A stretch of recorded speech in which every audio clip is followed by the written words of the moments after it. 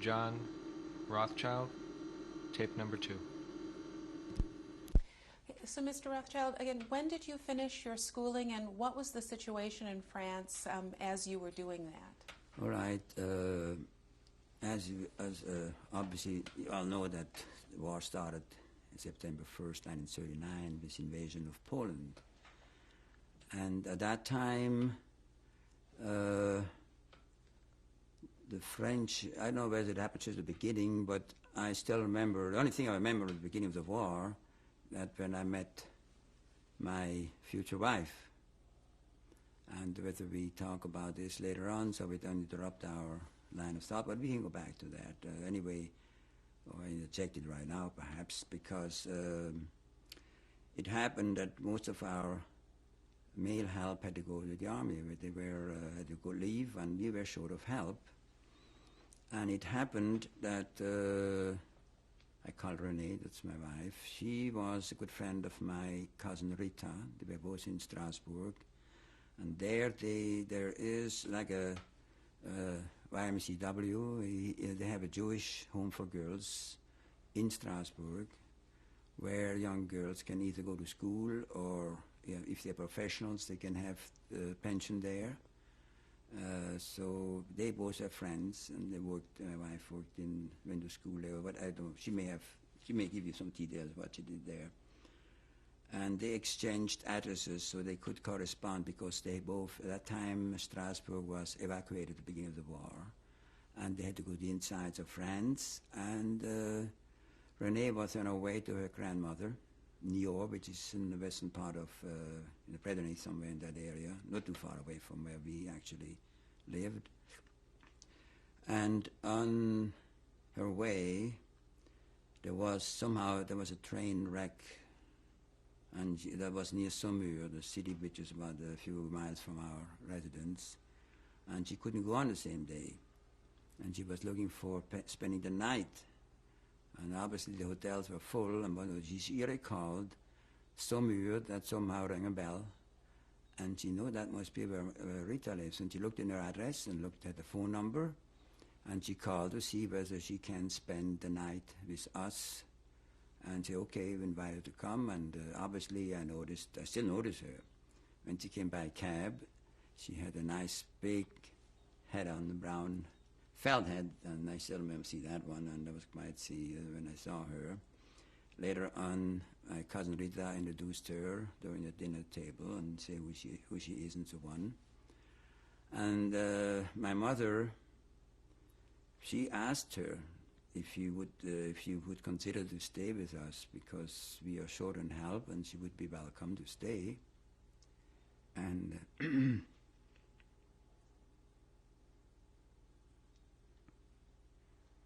well, it happened that she accepted next day. She said next day she accepted. And this really, meeting my wife made it possible for you being here and talking to you. We got acquainted, and within 3 weeks we were engaged. We were young, both 20, and my first love on hers, I assume. I guess she is what she tells me. Anyway, so, and we want to get married. You know, you probably, and my mother, obviously, from her perspective, we are too young, inexperienced and whatever. And I tried to make my mother understand, listen, it's war, there's no place to go. If it would be normal, in peacetime, no way, sure I would wait and whatever you want me to do. Is first, she didn't change her mind. It is first to go back to Switzerland, make your military service, get a job, and then you can get married. And she didn't want to change her mind. So anyway, so I decided now and then, okay, obviously she stayed, didn't insist anymore, and Renee, she stayed actually for 5 months, I think in February of, 40, she couldn't get an extension of her, she had had as a foreigner, she had to get the permission to stay from the local, from the state prefecture, what they call it there, and she didn't get the extension, so she went back to Paris to her uncle, who had 2 kids. She had a small baby as a little boy, and that's where she went. And what did you do when she left? Well, actually, that was, like I said, it was in February 40. Actually, I went to school. I went to Saumur and studying DV diploma as technician, perhaps, as a equivalent. And I went to school. I still remember she was milking cows. She came in the morning, wake me up to go to school. She had to go up early, milking the cows. We started 4 or 5 o'clock in the morning. I don't remember what time I was supposed to get up, but she came up and gave me a kiss to wake me up when I had to go to school. I remember that. So then she left in February, and I finished school. Now, obviously, then you have the invasion of France started in May 40. The German, and obviously nobody expected the war the way that thing went on. Obviously, this is history, which probably you can find out how fast the Germans approached invaded France and how fast the thing was over. But now, I remember. Tell me what you remember. What I remember is that, when they came, the one thing I remembered, when after the armistice, or before the armistice actually, before that collapse of the army, I remember the French officer who, while fighting went on the both bridgeheads, about 3-4 miles up or a few miles down the river, where there some French officer with their orderlies. One day we came up with 3-4 trucks loaded with their orderlies and equipment, and they stayed at our place. They were just waited what's going on. In the meantime, they slept in the living room carpet. They stopped first at a nearby other estate at the main road, but they thought, well, it's too close. They could be observed from the air. They needed somewhere where there's trees, and for some reason they found our place. But they met the maid in that particular. People who lived in that estate, they left for the south of France. But there was a maid left behind to take care of the property, and they knew about her. And they went, during those 4 or 5 days they stayed, they went back and forth and emptied their wine cellar. They had motorcycles with sidecars, back and forth. That I remember quite well. I also remember we stayed down, but because fighting went on, this is when they approached the Loire Valley, there was fighting going on. We were down in the basement, and I heard the cannon blast. We could hear it. And meantime, they enjoyed had a good time with wine and the maid. Because still I remember, I was 20 years old when I came up the next morning. One of the officers took me by my sleeves, took me in the living room. There was a maid sleeping on the floor with 2 officers on each side.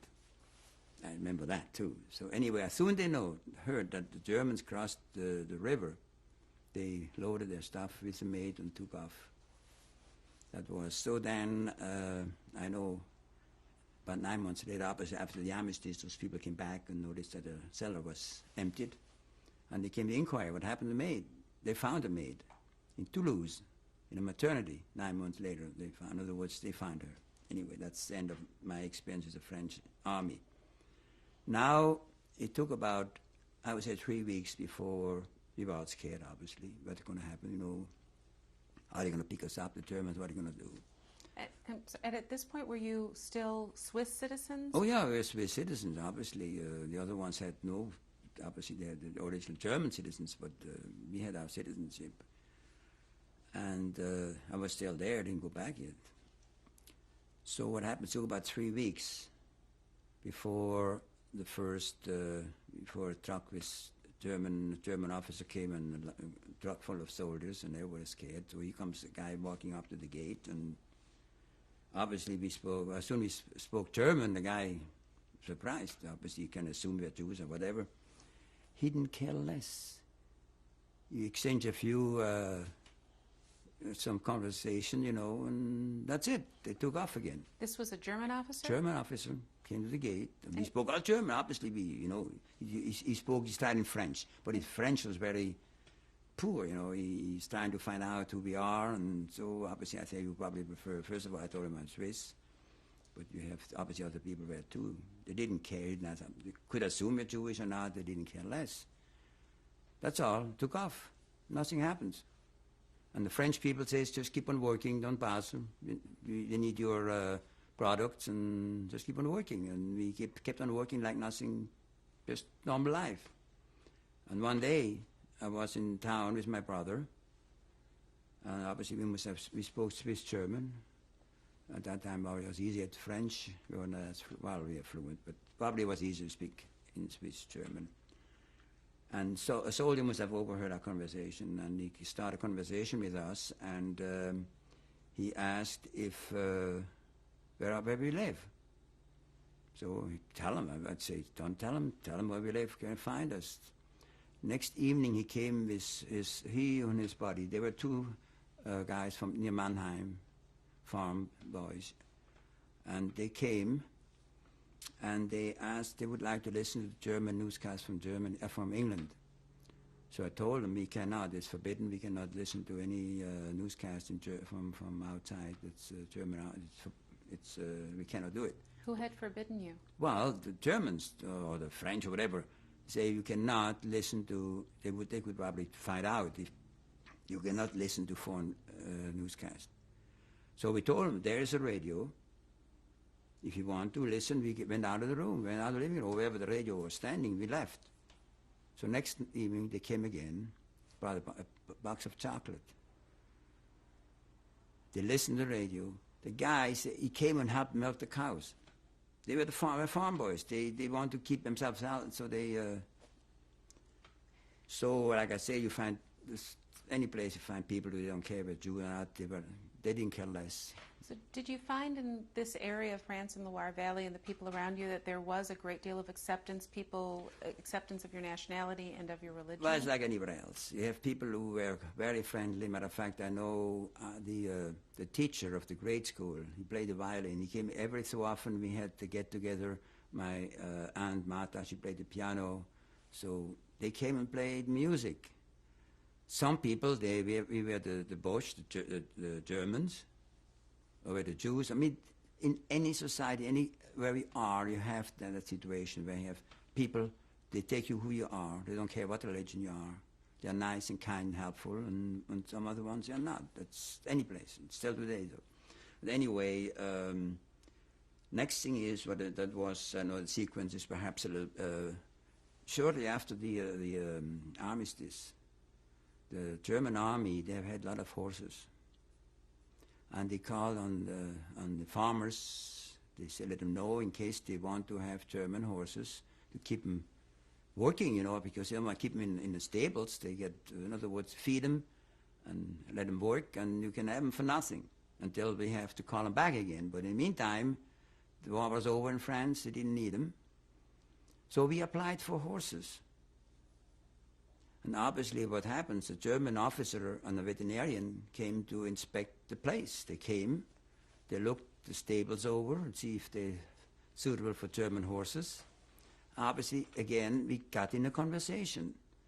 And we were so surprised when one of the officers mentioned, I don't know if it's a veterinarian officer, I don't recall, but one of those two guys says, Hitler made a mistake to put the Jews all over the same barrel. That's the expression he used.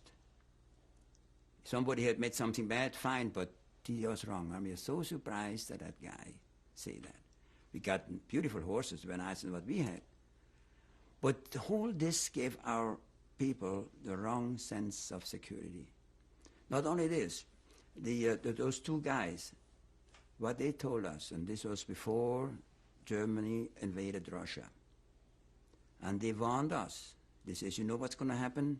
We will be sent to the Eastern Front, and the SS will take over. It's from the military occupation, it's going to be political, and it's going to be bad. Now, that's all they said. Obviously, how bad it's going to be, nobody expected, but nobody wanted to believe it. We felt, well, we have first the French told them, don't worry, and all that interaction with those guys, is it cannot be that bad. Nobody expected it. And obviously I prepared, and in the meantime I helped out there. I worked and fixed the machines, etc. But meantime I prepared my departure for going back to Switzerland. Before you go there, during this period, where was your now fiancée, Renee? All right. Renee, what happened to her, actually, she went, after we were in Paris, she was first also picked up in, at the beginning of the war, by the French as a German citizen, and she was put in the camp Gurs in the southern part of France. And she, after the armistice, German citizens, non-Jewish people, they could go back to Germany. The other ones, the Jews of German origin, or other ones, if they had a place to go, they could leave. My cousins came back. Now the male, obviously, at that same time, which I should have mentioned, but anyway, the male, my uncles, they stayed in the free zone. They didn't come back, which was my mother's two sisters' husbands. One of the brothers and one was a brother-in-law. They stayed in the southern part of France, in the unoccupied part, and the brother who was not married. And unfortunately, one of my sister's husband, the one who was in Freiburg, who didn't have a good marriage, he went back to Germany and took his life there. Whatever, I think they were divorced, whatever. So, but the male, my Uncle Morris, which is the brother-in-law of my mother, her brother, another brother, they stayed in the free zone. They didn't come back. The women, they came all back home. Matter of fact, my Aunt Martha, she ran that place very efficiently. She's a very courageous woman. And Renee, she was put also in that camp, and I was trying to get her. I had no correspondence with her. And I thought I will travel down. She didn't know a place to go, and I didn't know where she was, if she stays there. So I went, that was shortly after the armistice, that before the borders were really guarded between the two zones. There was a northern occupied zone of France and the southern part of France, the free zone. At that time I took my bicycle because transportation wasn't running too well. It was about 600 kilometers, about, well, it's about 360 miles, something like that. I took off my bicycle to get out of the camp and get back. Partially, I could take a bus, and where bus went, put my bicycle on top, and someone let me spend the night in the rear of the bus. For some reason, I got down there in a few days. Got down where? To Gurs, in southern part of France. That's where they were, near the Spanish border. Matter of fact, that's where they used those camps for the Spanish, during the Spanish War. The escaped people from Spain, they were housed in that particular, those barracks. It was the same barracks where the Spanish people during the 36 Franco-Spanish War. They came there and used those same camps for the refugees, and that's eventually a lot of people later on were deported from there. But anyway, I arrived there, and when I got to the entrance, they told me, well, René left for Châteauroux. When a friend of father's, I have told you about this a little more in detail, but somehow there was a friend of her father, for some reason, got her out, and she left. She was in Châteauroux. All right, obviously I spent the night there. I still remember that, you know, they gave me a cut to live on. They had fleas and I was bitten. Oh boy, I remember that one too. Next day I took off. Luckily there were some trains running in the free zone. Took a train, spent my first night in Toulouse, and I had still an upset stomach. During the night I woke up, I was miserable. Still remember that, you know, you see what you remember. But I had to go the next morning for a train, and I took the train to Châteauroux.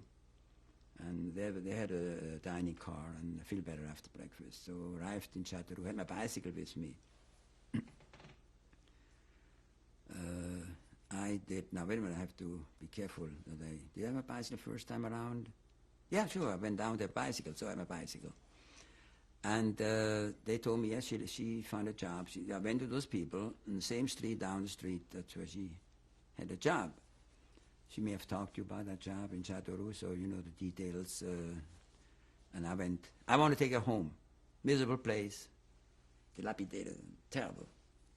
And she says, no, I know what the Germans are doing. You know, I still had that, rather not, so far not much experience with the Germans besides what I told you.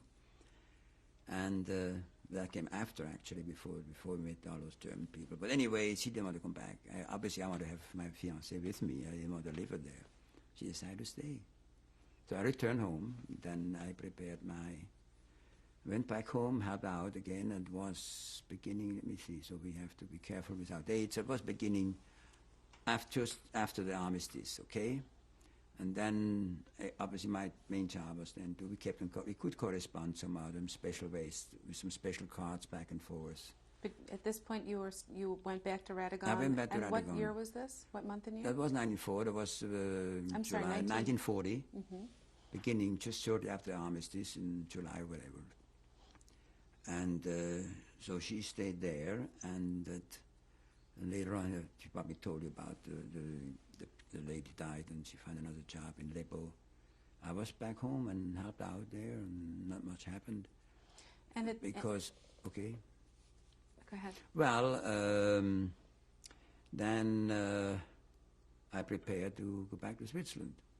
Why did you want to go back to Switzerland? Because my mother, that's the only way I could get married with my wife. So I thought, well, first of all, I didn't want to start working for, most of the factories worked for the Germans, you know, all the industries. So I could have probably found a job in France working, but they all worked for the German industry, and I didn't want to do that. And as much as my mother said I should before I get married, I should get my military service behind me. Anyway, I decided I want to work in a French company. So this is what I decided to go back. And my mother, I know, she wasn't too enthusiastic. She kind of, but then later on she wrote, I'm glad you're there. But anyway, I went back, I prepared. At the beginning of 41, first of all, I couldn't communicate with Switzerland. I didn't know, can I find a job when I go back? And I think I first go in the free zone to find out, get the newspapers and check them out whether there are, if I find open positions. That was in spring of 1941. And I went again over, this time I went without bicycle. And I got some information how to go across. In other words, at that time it was strict already. You could not just go back and forth. They had border passings, and you had to have a special permit to go across. These are business-wise, but just for visiting, you could not get the passes. You couldn't go. Germans didn't give you permission. Did you have any trouble crossing the border? Well, you had contacts, where we can contact, and they have property on both sides of they straddle the border. So there was a tailor in the little city next time. You contacted, got him, and he had his people. And usually, he said, "Don't want money, he wants some food." So we brought him rabbits and butter and stuff like this. I had my backpack full of food for him to compensate him for his service. And so he called me. He called a guy, a guide who knows his way around, and he knows when the patrols go back and forth. And that's the way I crossed the border, the line of demarcation, what they call it. Why, given the fact that you were a Swiss citizen, why was it? Doesn't make a difference. They don't give you. They don't. I mean, nobody could get across. French or otherwise, you could not go across the borders because they would take off. They didn't want them to leave the country, the part of where you live. Unless do business. If you have business deals there going, they got permit. But for visiting, you get no. So I went to. In the meantime, she moved to Lepo. And from there, I spent a few days and got newspapers, Swiss papers, and I see, well, there's plenty of open positions for engineers. And I said, okay, if I come back, I'm sure I'll find a job. So then I went back. I decided I wait until fall, or until the harvest is in, because I want to maintain the equipment before I left. So then I went back, and I could send all my clothes, big trunk, I have it still downstairs, big trunk with all my clothes, my books, my textbooks, and everything else I could ship to her address in the free zone. Shipping you can do as much as you want, but personal you had to get through. So then I took off. My mother came to the railroad station. My brother and sister sent me when I did my send off and left. And then I left. I went to the closest station near the demarcation line. Obviously you couldn't cross. And I had my backpack. That's all I had with me. The suitcase in the meantime was shipped. So that's when I took my bicycle. Now, the same place I went through in May. Now, I was almost caught there. Matter of fact, when I went through in May, the first time, as I mentioned, on my way back, I met the same guy again at the little town before the line. And we walked back through, and he says, I go ahead and see if it's all clear. You stand behind those bushes. And then he says, you go, in the distance, you see me near a little house. And I give you a little, I take my hanky out, and if you see when I take my hanky out, that means it's all clear. So I saw him, I was hiding behind the bushes, and I looked for the guy, and so I waited, and I saw him coming out of a little cabin or whatever it was, and he had a handkerchief in his hand. Oh, I thought it was an all clear sign. I went out of my hiding, turned around, and I saw two German policemen with a dog standing there, looking towards. I thought, I caught, that's it. So I paced along a little bit. I took my hat off, holding my front of me, and when I saw some people working in the vineyards there, and I thought I'd mix in with those people and see that I'm working here. And they sent me away, go away, we don't want to get caught with you. But luckily, those people, those two policemen, those two soldiers, didn't make anything. All I waited for that whistle to blow. Didn't come. And I met the guy, said, you know what, I had to blow my nose. Took a hanky out to blow his nose, and Wasn't a signal. wasn't a sign. And anyway, he said, well, you have your cuffs dirty. You better don't go to the village because you have to pass by the commandant tour. They're going to see somebody came across. Just go around the village and take off from there. I got home. So that's how you That's crossed. the first time. That's in how you- spring. Okay, That's that I was went back. spring of 19. Of 1941. Okay, spring of 41, you crossed back into Switzerland for the first time since your No, I childhood. was in Switzerland. I was in the free zone to check if you find a job, and I went back home. It was in spring of 1941. Then during the summer I stayed, helped them out, keep them fixed and all so on. And then in fall, that's when I left for good, on bicycle, with my backpack. Same place, but I didn't call that guy because I know my way around. Okay, and what happened next? So you Well, I crossed there. Again, there I ran into a farmer with his big wheel cart, and he noticed pushing my bicycle uphill, went uphill a little bit, and asked me, you want to ride? So, yeah, so we're going. Well, he goes, he knows what I was doing. I was heading for across it. Put my bicycle on, he couldn't see me because it was big sideboards, and then he said, across the border, there's a guard. The street goes in the right angle turn, going to across the line, down next to the next city is Le Blanc. And be careful, because if you stop there, even if they're French, they may send you back. Across the field. It happened to be cut. It was a wheat field, just freshly cut. It was in fall. Took my bicycle, and then, sure enough, and I know this road from my first trip. I know the road of the woods.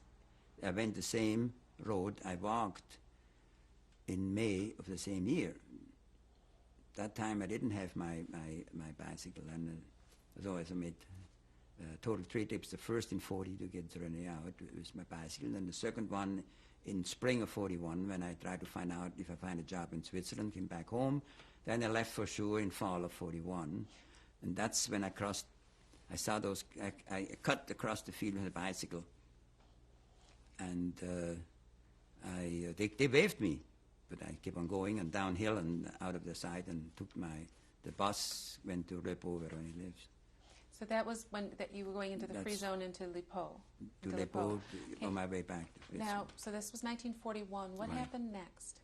Next thing is, first of all, I waited until my suitcase came. And then what I did, I shipped the suitcase from Leppo. I want to send it to Zurich to a second cousin of mine. So I have my clothes and everything. And I waited there until I got notice of my suitcase arrived in Zurich. And that was actually 2 months later. I said 2 months in Leppo and did all kinds of work there, helping out. Renee, she told me what she did the work, and I did them painted and all kinds of work there. And then there was, I think it was December of 41, where I took off from Leppo, went back to Switzerland. Okay, end of tape 2. That bag is 60 years old too.